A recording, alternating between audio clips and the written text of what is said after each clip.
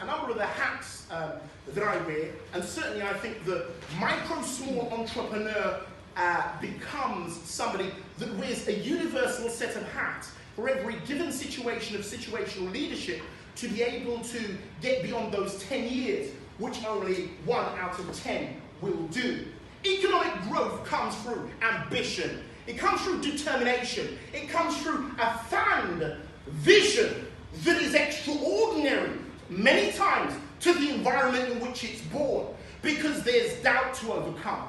There is circumstances of resources that need to be overcome. But there's one thing that even President Beaufort of South Africa, and I do remember hearing this particular country mentioned within a particular context, and I deliberately choose a person whose name that I didn't always consider a flavour as far as I was concerned in terms of leaders, but he did say, I believe, something significant as he sits on a particular board measuring leadership, that there's a deficit geographically everywhere for leaders. And even the lady that I was sitting next to said and touched upon a particular topic which I find important, and that is that we've got to know when we have grown beyond the periphery of the circle that we are in. And it's not to say that we are better, but it's to say that if you have a set of trousers that you outgrow, then it's quite logical that you will need another set of trousers. And it's not to say your relationships are a set of trousers, but your character grows, your ambition grows, your vision grows,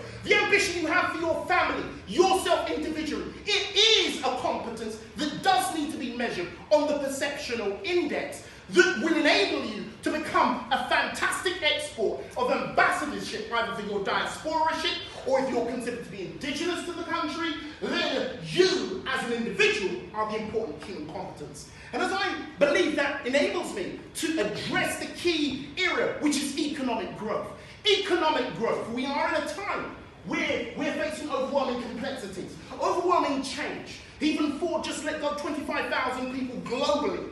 Okay? And the emergence of AI, artificial intelligence, and certainly wherever human beings require things, as we see the cameras flashing, as we see the lights that are on, we appreciate better ways of doing things, a technology that enables us an efficiency and a proficiency. However, the three factors that go into economic growth are labour, amen, and beyond labour that goes into economic growth, we're looking at the resources of the factors that go into economic growth.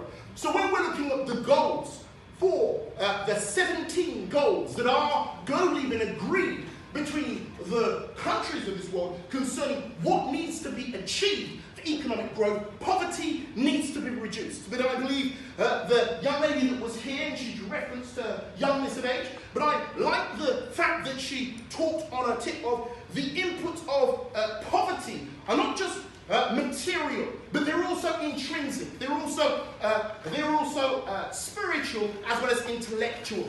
And it's one thing to materially be challenged, but if you don't have the resilience and intrinsic characteristics that say I can do it because I remember my teacher said I could, or I did that very well once, and if I could repeat that and increase my ratio, I'm able to, on a local level, consider ambitions on a global level. Because every little shot is a big shot that continues to keep on shooting.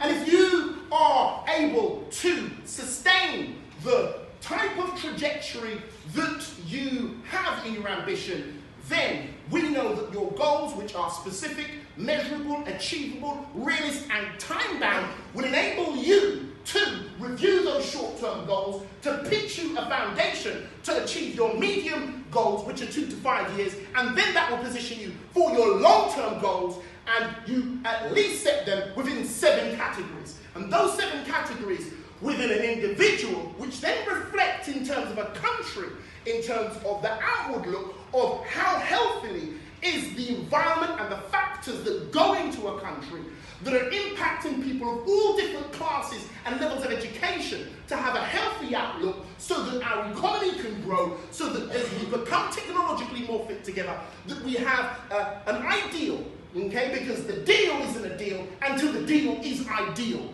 And so we must have ideals. And ideals are the objectives that we are moving towards. So I just want to encourage yourselves with a critical strength and weakness approach to your life and to the statistics, because the actual numbers are only 30% of the picture. Okay? So is there any questions before I summarize?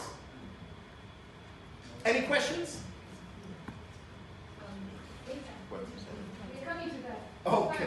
Okay, right. Okay, so then I can summarize. So decent work, economic growth starts with you and your self-image. Your self-image will determine the type of decency that you consider to be decent, and as you have what you consider to be decent, it may be a goal that continually goes out.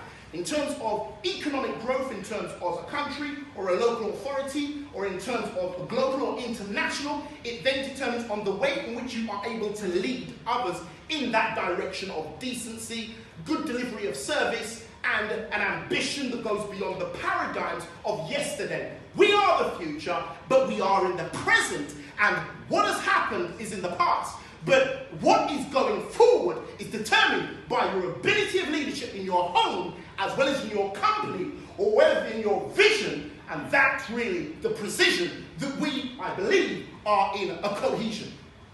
Ladies and gentlemen,